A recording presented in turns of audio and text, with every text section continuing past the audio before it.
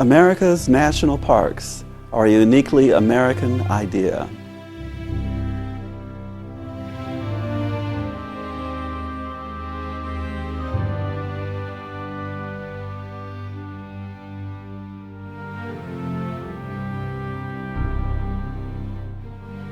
And some of our most beautiful lands have been set aside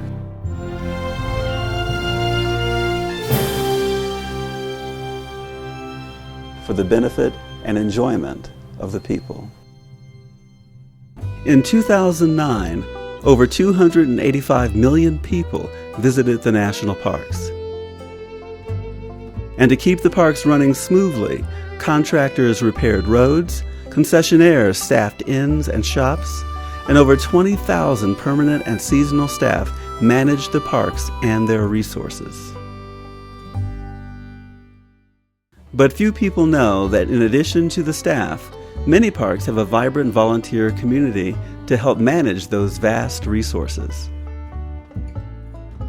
Washington State's Mount Rainier is one of those parks. Long ago, I started thinking that maybe it would be fun to be a park naturalist. And lo and behold, when I got into retirement, I finally had the opportunity to volunteer as a park interpretive ranger. Last year, our volunteers contributed more than 70,000 hours of service to the park, which is the equivalent of hiring an extra 140 seasonal employees. We could never get as much work done without the help of our volunteers, and we could never protect the park and its resources as well, or serve its visitors as well, without the help of the volunteers that work in just about every aspect of the park. In fact, on average, for every staff member, there are 7 volunteers working in the parks. In late 2006, 2 natural disasters struck Mount Rainier. On November 6th and 7th, 18 inches of rain fell in less than 36 hours, more than 10 times the usual amount for that time of year. Within hours, the downpour created raging floods.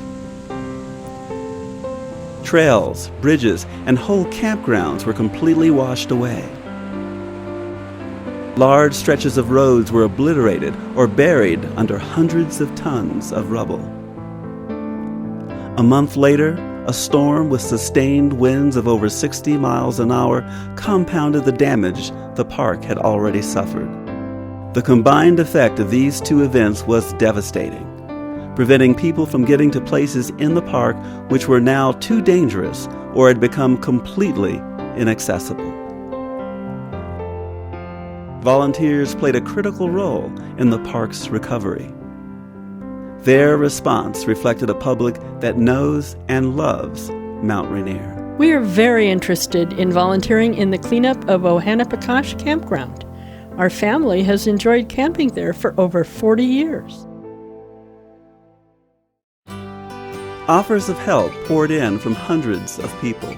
The sheer number of volunteers was unprecedented. So one of the things that we also learned in that early stages, it takes organizational structure to actually manage a volunteer program. And how do you manage a group of volunteers coming in? So we work with Student Conservation Association, Washington Trails Association, and others to provide some of the crew leadership to actually go out and train people how to do the work and make sure they can do it safely and we can accomplish the work and nobody gets hurt. Once the initial crisis was over, many of those working on the flood recovery effort wanted to continue volunteering. And the park staff looked for new ways to incorporate the skills of these talented and enthusiastic people. Well, what we want to do now is to build on the connections that we've made in the community through the flood recovery and all of the partnerships that we've built in the community during the flood recovery effort. And we want to use these partnerships and these connections to make the volunteer program stronger, to provide more opportunities for volunteers, and to provide more diverse opportunities for volunteers, and to provide opportunities that will be really tremendously helpful to the park. One example of these opportunities was a project to analyze and catalog the huge collection of photographs that document the development of Mount Rainier National Park.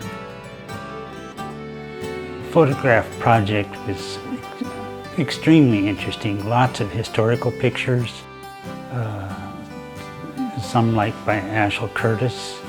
You could tell his work right away. The photos that were in a world by themselves, you know, whenever one of them came up, oh, this has got to be by Curtis. And his work was so much different from the other photographers. And, you know, all the historical ones going back from, you know, some of them were before the park was a park. And it was really, really interesting. People's impact on the park is only part of the volunteer story. And I think, again, the value is not only to the park in terms of the service that they provide that we could never replicate in other ways, but I think there's tremendous benefit for the individuals in terms of that personal connection, being able to give back to a place has been very important to them and remains very important to them as well. Many volunteers return year after year. So what is it that keeps them coming back? My son told me, and I think it's a fairly commonly known thing, that if you have a passion, it keeps you young. And so I maybe should pursue this passion of mine by coming back. So every year I wonder, and then I'm drawn back. It's definitely the high spot of my year.